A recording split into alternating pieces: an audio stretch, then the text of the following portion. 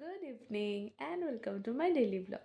আজকে আমি এই ব্লগে আমার ইভিনিংটাই শেয়ার করব। আজকে এই ব্লগে আমি গিয়ে রান্না করবো, আমার মা ভিডিও করে দেবে।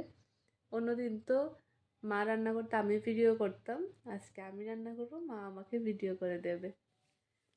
তো এখানে আমি পেঁয়াজ আর লঙ্কা কেটে নিয়েছি ম্যাগি বানানোর জন্য। আর এখানে আমার চোখের এই অবস্থা পেঁয়াজ কাটতে কাটতে, অনেকদিন পর কাটলাম তো তার জন্য। তো এখানে ম্যাগি রান্না করার জন্য আমি ফার্স্টে গ্যাসটা অন করে নিলাম, তারপর আমি কড়াইটা বসিয়ে দিলাম। কড়াইটা একটু গরম হওয়ার পর আমি এতে তেল দিয়ে দিলাম। দেন তেল গরম হওয়ার পর এতে আমি লঙ্কা পেঁয়াজ কুচি যেটা আমি কেটে রেখেছিলাম সেটা দিয়ে দিলাম। তারপরে কাঁচা লঙ্কা কুচি আর পেঁয়াজ কুচিকে ভালোভাবে নেড়ে চেড়ে নিলাম যতক্ষণ না পর্যন্ত বাদামি কালার হয়।